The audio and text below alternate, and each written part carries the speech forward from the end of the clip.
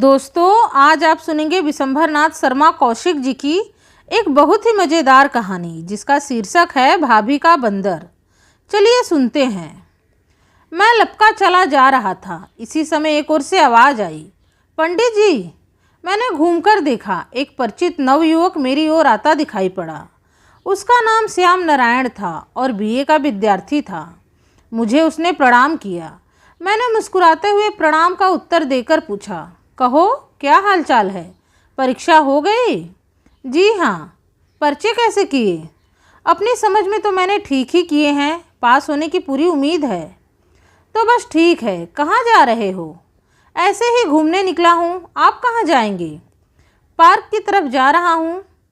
तो चलिए, मैं भी उधर ही चल रहा हूँ। हम दोनों चले। कुछ देर इधर उधर की बातें होती रही। सहसा वह बोल उठा, पंडित जी, बंदर तो न पालिएगा? यह विचित्र प्रश्न सुनकर मैं चौंक पड़ा। मैंने उसकी ओर देखकर मुस्कुराते हुए कहा, क्यों, क्या बंदरों की आढ़त खोली है? वह हंसकर बोला, नहीं, आढ़त तो नहीं खोली है। एक बंदर हमारे यहाँ है। हम उसे निकालना चाहते हैं, लेकिन ऐसी जगह देना चाहते हैं जहाँ वह सुख से रहे, इसीलिए पूछा। सुख से तो वह कंपनी बाग में रहेगा, जहाँ बंदरों की छावनी है। उसे कंपनी बाग में छुड़वा दीजिए।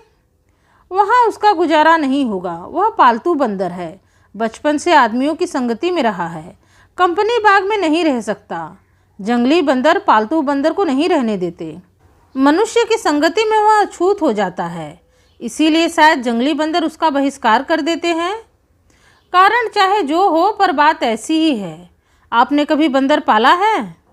आप अपना मतलब फरमाइए। न पाला हो तो पालकर देखिए, बड़ा लुत्फ आता है। परंतु उस लुत्फ का तिरस्कार आप क्यों कर रहे हैं? हम तो काफ़ी लुत्फ उठा चुके। अब कुछ परिस्थिति ऐसी है जिससे उसका रखना कठिन हो रहा है। इसीलिए किसी ऐसे व्यक्ति को देना चाहते हैं जो उसे अच्छी तरह रखे। खैर, मुझे तो बंदर वंदर पालना नहीं है। अपने मित्रों से पूछूंगा। यदि कोई पालना चाहेगा तो आपके यहाँ से मंगवा कर भिजवा दूंगा। यदि ऐसा कर दीजिए तो बड़ी कृपा हो। कृपा शब्द सुनकर मैंने समझा कि कुछ दाल में काला है, क्योंकि कृपालु वह समझा जाता है जो कोई वस्तु देता है। जब दाता यह समझता है कि उसकी दी हुई वस्तु ग्रहण करके प्रतिग्राही उस पर कृपा करेगा, तब मामला कुछ गड़बड़ होता है। यह सोचकर मैंने उससे कहा, आखिर मामला क्या है जो आप उसका दान करने के लिए इतने आतुर हैं?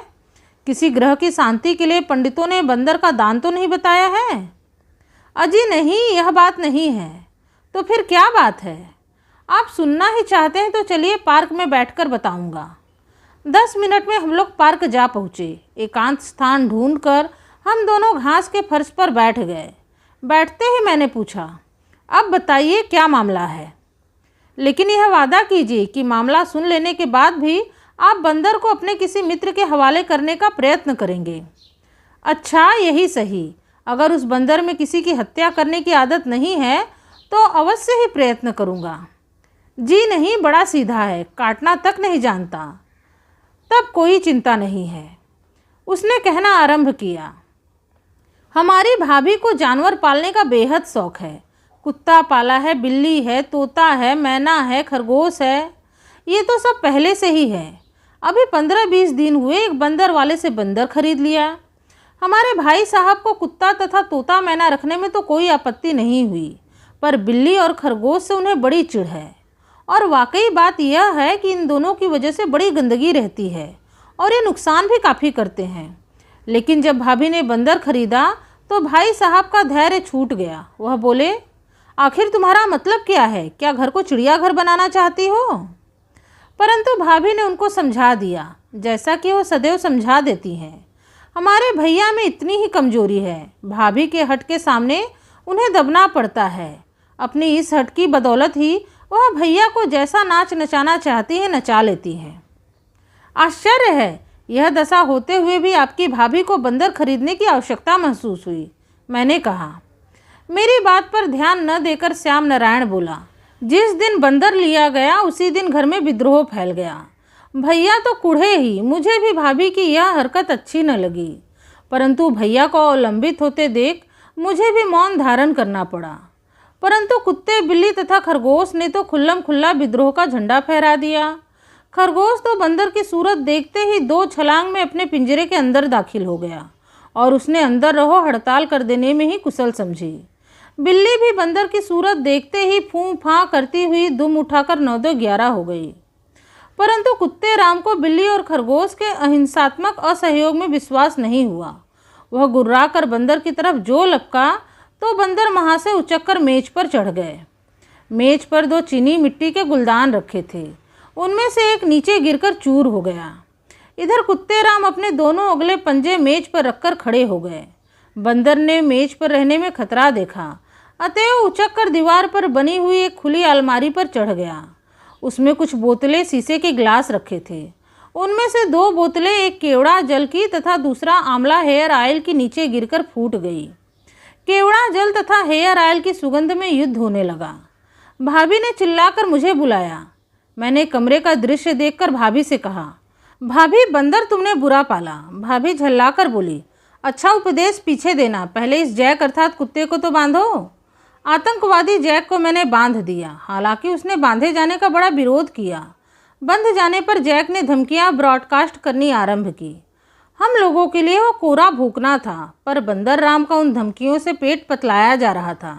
खैर, भाभी ने बंदर को तत्तो थंबो करके अलमारी पर से उतारा। मैंने नुकसान का अनुमान लगाया। आंवला हेयर ऑयल की बोतल 2 रुपए की, केवड़ा जल की बोतल 1 रुपए की और 1 रुपए का गुलदान। इस प्रकार 5 रुपए का नुकसान तो बंदर राम की गृह प्रवेश पर ही हुआ। मैंने भाभी से पूछा, यह कितने में लिया? भाभी ने उत्तर दिया, 20 आने में। क्यों? अब कोई पूछे तो 6.25 रुपये बताना। 6.25 नहीं, 50 बताना। चला वहाँ से बड़ा हिसाबी बनकर। जा नौकर को भेज, यह कांच समेटे। मैंने चलते हुए कहा, साल 6 महीने रहा तो 50 से भी अधिक का हो जाएगा। संध्या समय जब भैया ऑफिस से लौटे तो नुकसान का हाल सुनकर बोले, मैंने तो पहले ही कहा था, मगर मेरी सुनता ही कौन है। यह जानवर महा उत्पाती होता है। अभी क्या हुआ है, आगे देखना क्या क्या होता है। भला यह जानवर पालने योग्य है, लेकिन कहे किससे? भैया बोले, आखिर इसके पालने की आवश्यकता क्या थी? मेरी यही समझ में नहीं आता। तुम्हारी समझ में तो कुछ भी नहीं आता। बंदर पालना अच्छा होता है। कहते हैं कि कोई बला घर में आती है तो बंदर के सिर पड़ती है, आदमी बच जाते हैं। भाभी ने कहा, फिलहाल तो यह खुद ही ऐसी बला हो रहा है कि सब बलाओं का ताऊ है। तुम्हारे लिए होगा बला, 4-6 दिनों बाद यदि बला कहोगे तो मान लूँगी, अभी नहीं मान सकती। जैक दिन भर चिल्लपो मचाता रहा, क्योंकि उसे बंधे रहने की आदत नहीं थी। रात आई तो यह समस्या उठ खड़ी हुई कि बंदर कहाँ रखा जाए। रात में जैक को बांधे रखना उचित नहीं था, क्योंकि वह बंधा रखा जाए तो घर भर को जगह करना पड़े। यदि खुला रखा जाए तो बंदर राम की जान का बीमा कौन करे। अंत में भाभी ने बंदर को अपने पास रखने का जिम्मा लिया। रात में बंदर राम भाभी की चारपाई पर लेटे। भैया ने जो यह दृश्य देखा तो जल भूनकर कलाबत्तू हो गए। भाभी से बोले, तो यह कहो कि अब यह बगल में लिटाया जाएगा। हमसे तो यह बंदर ही अच्छा रहा, हमें तुमने कभी भी स्वेच्छा से इस प्रकार। भाभी बीच में बोल उठी, क्या वाहियात बकते हो? वाहियात नहीं, ठीक कहता हूँ। इस साले को देखकर मेरा खून खौलता है। देखो तो साला किस तरह लिपटा हुआ लेटा है। यह मेरा अच्छा रकीब आया। किसी दिन क्रोध आ गया तो साले की टांगें चीर डालूंगा। हाँ, कल को अपने बाल बच्चे होंगे और वे पास लेटेंगे तो तुम उन्हें भी न देख सकोगे। अच्छा, तो तुम इसे अपना बच्चा समझती हो, लेकिन यह भी तुम्हें अपनी माता ही समझता है। इसका क्या सबूत है? बच्चा होता तब भी गनीमत था। यह साला तो 16 आने बालिग है, जैसे 20-21 बरस का जवान पट्ठा होता है। इस पर भाभी बहुत झल्लाई। उन्होंने बंदर को उठाकर नीचे फेंक दिया। बोली, लो, न लिटाऊंगी। जैक ने मार डाला तो तुम्ही को हत्या लगेगी। जैक बेचारा इस मुस्टंडे को भला क्या मारेगा? इससे जैक की ही जान बच जाए तो गनीमत समझो, भैया ने कहा। बंदर राम फिर उचक्कर चारपाई पर हो रहे और उसी प्रकार लेट रहे। भैया बोले, इस साले को लुफ्त आ गया है, अब यह टलने वाला थोड़े ही है। भाभी ने फिर उठाकर फेंक दिया, परंतु वह फिर आकर लेट गया। भाभी ठिनक कर बोली, बताओ अब मैं क्या करूं? यह तो बार बार आ जाता है। भैया बोले, करोगी क्या, लिटाए रहो। इसने पिछले जन्म में जो पुण्य किया है उसका फल तो इसे मिलना ही चाहिए। दूसरे दिन एक तरफ बंदर बंधा, दूसरी तरफ जैक। अब क्या था, दोनों में प्रश्नोत्तरी चलने लगी।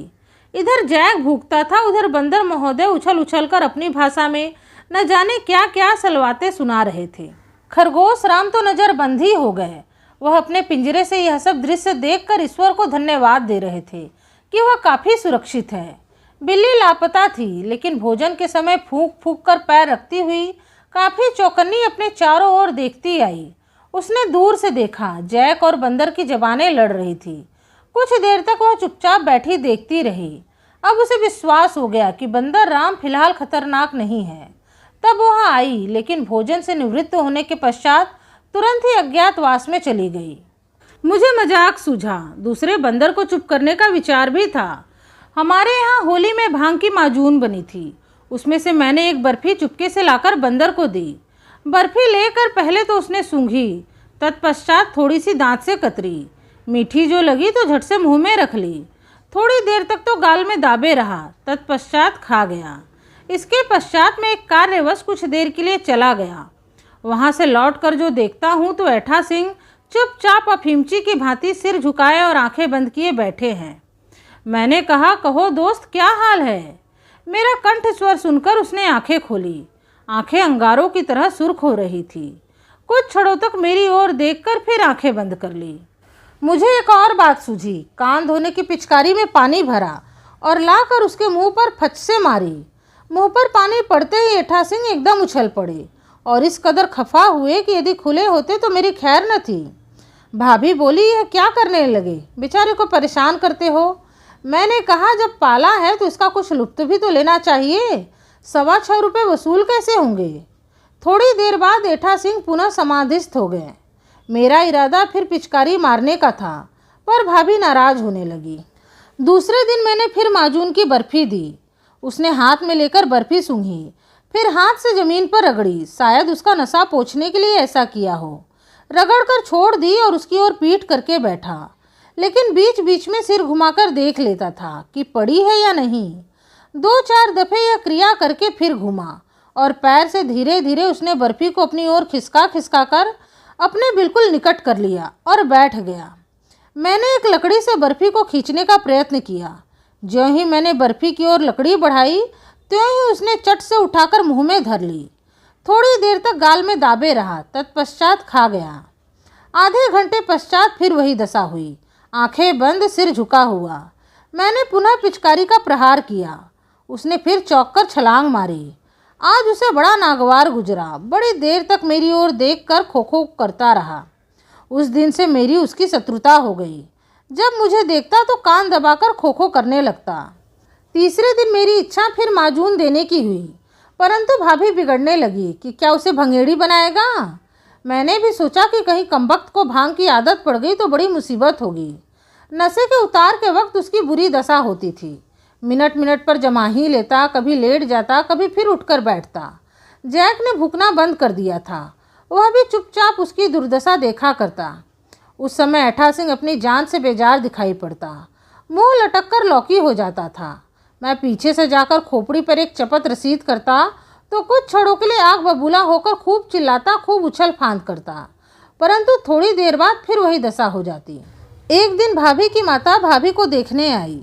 वह काशी जा रही थी। भाभी से मिलने के लिए 24 घंटे के लिए यहाँ ठहर गई। उस दिन संयोग बस बंदर की जंजीर बांधते समय कुछ ढीली रह जाने के कारण खुल गई। भाभी की माता जो उधर से निकली तो बंदर उचक कर उनके कंधे पर चढ़ गया। वह चीख मारकर भागी। भागते समय ठोकर जो लगी तो मुंह के बल गिरी। आगे के 2 दांत हिलते थे, वह टूटकर बाहर आ गए। बंदर कूदकर अलग हो गया। हम लोगों ने दौड़कर उन्हें उठाया। भाभी के काटो तो लहू नहीं। माता ने भाभी को बहुत डांटा। बोली, वाह रे लड़की, ऐसे ऐसे जानवर पाल रखे हैं कि कोई भला आदमी तेरे यहाँ क्यों आवेगा। मैं अभी के अभी जाऊंगी, मेरा असबाब बंधवा दे। भाभी ने खुशामद वरामद करके उन्हें शांत किया। मैंने उनके दोनों दांत पुड़िया में लपेटकर उन्हें दिए और कहा, इन्हें काशी जाकर गंगा जी में छोड़ देना।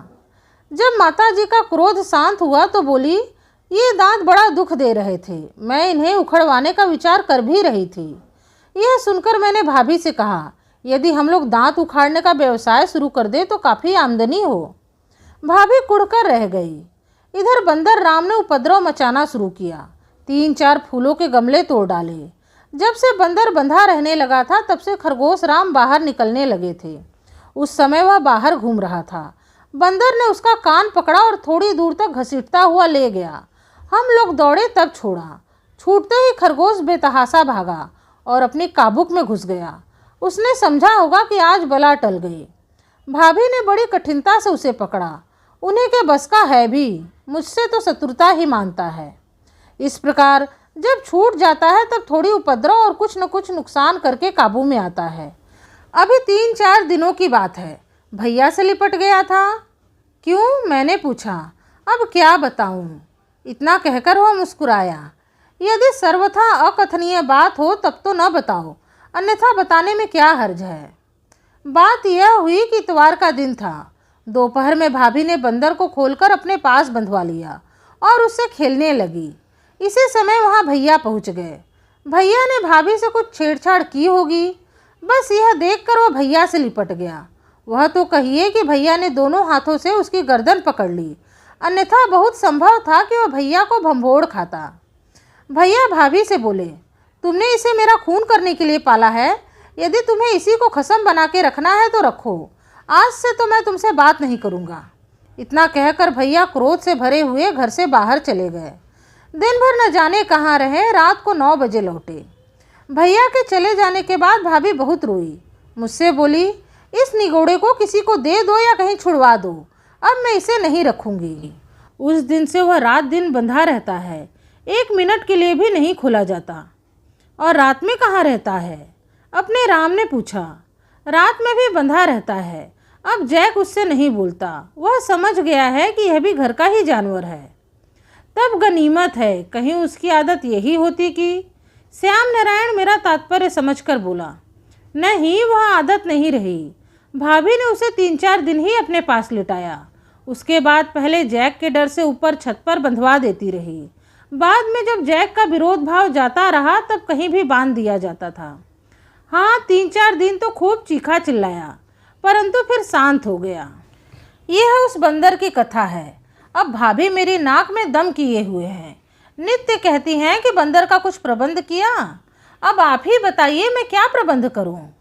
किसी बंदर वाले को दे दो। बंदर वाले नहीं लेते। वे कहते हैं हम क्या करेंगे, सीखा हुआ होता तो हम ले लेते। तो उसे कंपनी बाग में छुड़वा दो। भाभी वहाँ नहीं छुड़वाने देती। कहती हैं कि जंगली बंदर उसे मार डालेंगे। अजी न कहीं मार डालेंगे, 2-1 रोज में सब हिल मिल जाएंगे। भाभी से यह कह दो कि मित्र ने मांगा है, उनके यहाँ पहुँचाए देता हूँ और बाग में छुड़वा दो, झगड़ा मिटे। हाँ, यह तरकीब ठीक है। थोड़ा झूठ तो बोलना पड़ेगा। यदि आप हरिश्चंद्र के अवतार नहीं हैं तो ऐसे अवसर पर झूठ बोलने में कोई हर्ज भी नहीं है। ठीक है, ऐसा ही करूँगा। तो दोस्तों, यह थी विशंभरनाथ शर्मा कौशिक की एक बहुत ही रोचक कहानी। उम्मीद है आप लोगों को ये कहानी पसंद आई होगी। कहानी पसंद आई है तो प्लीज़ इस वीडियो को लाइक करके मेरे चैनल को सब्सक्राइब करना न भूलें। आपसे मिलूंगी अपने अगले वीडियो में एक नई कथा कहानी के साथ। तब तक के लिए राधे राधे, धन्यवाद।